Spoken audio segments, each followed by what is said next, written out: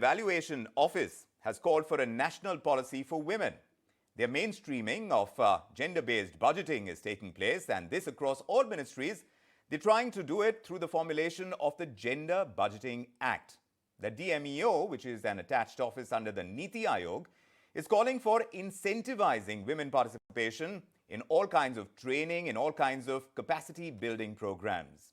And this, of course, with a view to help India achieve some parity, some equity when it comes to gender equality. A special focus is going to be on specific areas like health, like agriculture, like environment and social inclusion. So as per the World Economic Forum's Global Gender Gap Report of 2021, India's rank has fallen. It's gone down 28 places to 140 out of 156 countries. So clearly India is not doing very well on the gender equality front. This, when it's compared to where we stood in 2020, we were at number 112. From that, we've slipped to 140. And moreover, the pandemic and its effect has been playing out. It has driven women out of the workforce, and this has happened across the globe. Multiple studies indicative of this. In this backdrop, the NITI Aayog's push for gender budgeting is certainly a step in the right direction, many would say, and a much-needed initiative as well. But let's find out what our guests make of it and what they see as the road ahead for gender equality, where we stand, and perhaps what we can hope to achieve through gender budgeting. Let's find out from Flavia Agnes. She's, of course, a very well-known women's rights lawyer. Also joining us tonight is Krishnaswamy, who is the co-founder of Shakti. Great to have you, ladies. Thanks for making the time and speaking to us on India Development Debate. First coming to you, Flavia. Ever since India issued those gender budgets back in the year 2005, they have drawn attention to several gender issues. But has it done more than that? Like right now, the adverse impact of COVID on women and girls, that's playing out on the health front, it's playing out on the jobs front, financially. How much have we been able to accomplish so far by way of gender-responsive budgeting? I don't think we have accomplished much at all, as the statistics indicate very clearly. We are sliding down year after year. Every time the World Economic Gender Parity report brings out this dismal state of affair, whether it is health, whether it is violence, whether it is workforce participation, whether it is unemployment that's happening, unorganized sector, dismal situation that's taking place. I think women are bearing the brunt of it everywhere. And that's the sad situation. Though we are mouthing these words, mainstreaming gender, gender parity, gender equity, gender equality, all these have been just empty words and empty assurances. As you can see in every front, whether it is health, whether it is violence, whether it is safety, every time the reports come, our government denies it. Our government says that this is not the case. We are doing much better. But imagine the dismal state that we are at 140 out of 156 nations. I think that is very shameful. Right. For a country but why like do you India, think that is the case? Country, yes, Flavia, you make a very valid this point. Is what is happening. Certainly. Tara, do you agree with what Flavia is saying, that we are paying merely lip service? These are just fancy-sounding words, but in terms of what can be achieved through gender budgeting, India has not really tasted. What do you think? Yeah, Vikram, there are very clear things that need to be done in order to make improvements along the gender development index. Number one, whatever budgets we have already allocated, paltry though they may be, and they've decreased, they've been cut dramatically as well. We don't have an active follow-up mechanism to say, did they actually work? How much of it actually reached the beneficiaries as intended? Did they produce the positive results we need? Did they bridge the gap? Can we analyze that? Honestly admit and put out that data, like Flavia said, and then course correct as needed. So that is something that's not done. While every year we announce X% of gender budget, right? Sometimes it's 16%, as low as 16% last year, to 20%, to earlier on, it was even 30% before 2014. Nevertheless, we have no idea how and where that helped and what went well, what didn't go well, and therefore what course correction was done. There isn't a status report that's provided. Number two, there are existing programs within which gender is predominant. For example, the NREGA scheme, the Rural Employment Guarantee Scheme, the predominantly, women use that, right? Women use the daily wage scheme. But gender budgeting doesn't consider such schemes. You look at the Jal Jeevan Mission. For some strange reason, men decide on the water supply, on the mission, on the delivery of the mission, and they don't connect the dots to realize that the primary beneficiaries are actually women. It is women who go and fetch the water. Women are responsible for water supply in the house. And whatever budgeting they provide to that, it needs to take into account the fact that it primarily affects women. So these connections are not made. Therefore, there is a disconnect between what we want to do and what schemes actually work. And finally, there are a lot of things where we don't have schemes, but we need the budget. For example, the under 6 sex ratio has only fallen since 1961, fallen, regardless of literacy, and urban is worse than rural. But nobody is doing anything about it.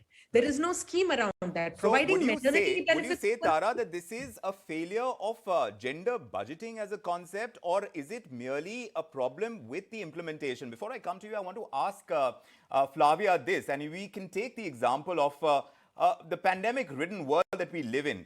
There, women have experienced these disproportionate job losses when you compare that to what men have faced. There have been layoffs. There have been slower employment recovery when it comes to women. Do you think that a gender budgeting as a concept can help to address these immediate issues? Is there a problem with the concept of gender budgeting, or how we actually implement it with specific reference to what we are seeing in the pandemic? Flavia. I think the main problem is we lack the analysis. We lack the analytical tools. We are saying that greater budgeting, greater participation, but we don't have the mechanism to implement it. We are failing on the ground. We're not failing on these lofty proclamations. We're going to do this, we're going to do this, we're going to do this. But year on year, we can see the statistics very clearly. And we're not seeing where things are going wrong. Is it only the budgeting? Is it only the implementation? Is it the attitude towards women? Is it the increasing rate of violence against women that is going on? Is it as you say, 0 to 6 children? Numbers are going down. Year on year, they are going down. Many of unemployment is increasing year on year for women. It's decreasing for men as well, but women's share is much greater in every part of this. So I feel that somewhere we need to we're lacking in good analysis, economic analysis of where things are going wrong. At what point we need to plug in the loopholes. At what point we need to do active intervention. We're not doing that. And when the gender disparity comes to the forefront, suddenly we wake up and say, oh, something is going wrong. But wouldn't you imagine a NITI Aayog to get the analysis right, Flavia? Pardon? Wouldn't you expect the NITI Aayog to get the analysis right? Why haven't we been able to do it? Because you have to work at a very basic grassroots level, urban and rural, and we're not doing that. We know that the gender 0 to 6% is going down. It's nothing new. For a decade, it's gone down, or even more than that. Yes. We know, like in 2001, we've seen it. 2011, we have seen it. 2021, we have seen it. Consistently, we have seen it. All right, Tara, where do you think, from what Flavia is saying, where do you think we are getting gender budgeting wrong? Is it the size, the quantum of this gender budgeting that we do here in India? You did mention that it has gone down. It has continued to remain below 5% of the total expenditure, and it's less than 1% of the gross domestic product. It really hasn't grown enough if you look at the numbers alone. Do you think that's where the problem lies with gender budgeting? Or is there a larger problem? What are the real reasons in your opinion? Like I said, there is a quantum problem, no doubt about it, like you said. There is a quality issue where we don't follow up on whatever was allocated, whether that reached the beneficiaries and yielded the benefit, and if so, what worked, what didn't work, what do we need to course correct. That status report is not put out there. We have no idea. Forget whether it's 3% or 1%. Did it, whatever was spent, did it help? How did it help? What was the delta? There isn't a direct connection to it. In my opinion, we don't have the political will to fix this. Like you said, can NITI Aayog not see this? Think about this. Sanitary napkins were originally announced at 16% tax rate when GST was announced. Unlike Coke, unlike bangles, unlike bindis, unlike, so many other completely unnecessary things in life, okay? Many years later, 5 years later, when the shutdown was done, for the lockdown was done for COVID, right? Again, sanitary napkins was not included in the essential items list. Okay, so for the first several weeks, women all over the country suffered because those stocks never reached, because they were not classified as essential items. Now, this is not rocket science. This is where political representation matters. If you have a NITI Aayog full of men, if you have a cabinet full of men, if you don't have 50% women in parliament raising this, because it's not like I know all the answers. If there's one of us for every 10 men, then if that one person misses it, it's missed. After all, the 10 men are missing it. So you need adequate representation. You need several different points of view. You need lived experiences, and you need to be able to connect the dots. To fix domestic violence, it's not a question of allocating money to Women and Child Department. It's a question of allocating money to law enforcement, to the police, to equip them with what they need in order to make sure that, domestic violence or sexual assault and these kinds of things are stopped, to make sure that Nirbhaya centers are established everywhere. All this has been completely cut. Zero. There was supposed to be one per town, per village, per district. There are no safe houses anymore, period. Even during COVID, domestic violence increased, child marriages increased. Where is the budget allocated to the issues on the ground as and when you see them? At the end of COVID, like you rightly pointed out, women have lost jobs. Women have been increasing victims of domestic violence due to COVID, right? Yes. And then women have, child marriages have increased. Yes. Now tell me, the gender budgeting of this year and of last year should have taken those things into account. Has it? No, it hasn't. Then what is the connection to gender budgeting and ground issues? Right. And Flavia, talking about the several issues, whether it comes to representation that Tara is pointing out, when it comes to attacking the main issues and deciding where exactly money needs to be allocated, perhaps in your opinion too, we are not doing that correctly. But the current gender budget, it was expected to provide assistance to women to recover and grow through economic opportunities, provide them tax benefits, jobs in the formal sector, and better financial inclusion as well. These were the words and the terms that were used. Surely it takes time for some of these concepts to percolate, for it to actually happen on the ground. Typically, since you must have tracked that universe, how does gender budgeting function within economies who do gender budgeting better? One example to give you, see our neighboring countries. See Bangladesh. How much progress they have made. See Nepal, small country. See Sri Lanka. See even Pakistan. I mean, where are we figuring in all this? We are the equivalent of Afghanistan. That's where we are gone down to. Or sub-Saharan Africa. That's where we are today. And we're supposed to be a developing nation. We are an industrialized nation. We are progressing in every other field. So why are we failing here? Is it that we lack intelligence? Is it like we lack policies? Is it like we are so poor we cannot allocate enough resources? You can see we are a huge country, but every country starts small. There's every district, there's a village, there is a town, there is a city, there is a state, and then the center. So when you're looking at a macro level, you please see at the ground level, at the village level, just see education. How many girls suffered because of the COVID and lockdown coming in? How many women were, we did their violent abuses into the home, and what happened to them?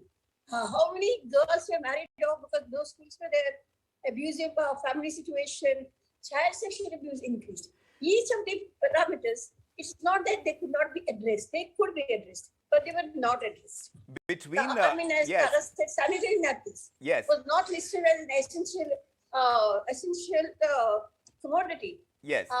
Domestic violence was not listed. So between Support you, to Flavia, victims and Tara, was not listed between at all. between Flavia and Tara tonight, we've seen a whole list of issues that aren't getting sufficiently addressed through gender budgeting at this point in time, and perhaps it's been spoken about, it's been on the agenda, but we haven't really seen action on the ground. If you had to prioritize in these times, the world is looking at a possible recession.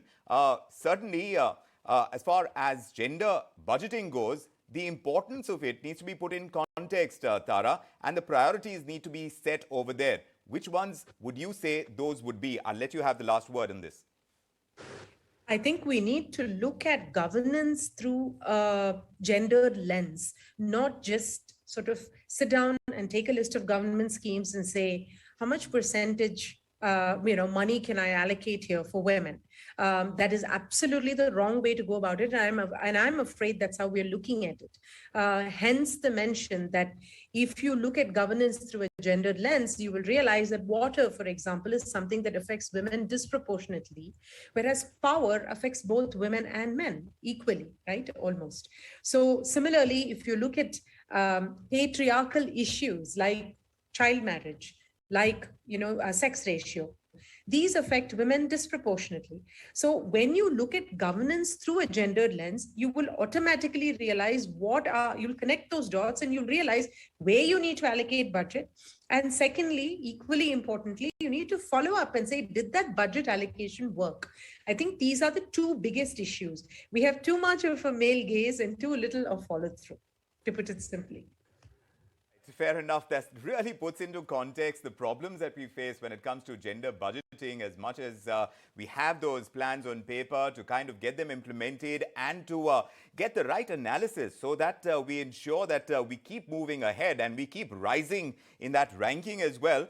It is going to be something to watch out for in times to come. But both Flavia and Tara, thank you so much for joining us with your perspective. It's always a pleasure chatting with you, and such an important issue to discuss here on India Development Debate. With that, we'll slip into a very small break. Of course, there's much more coming up right after.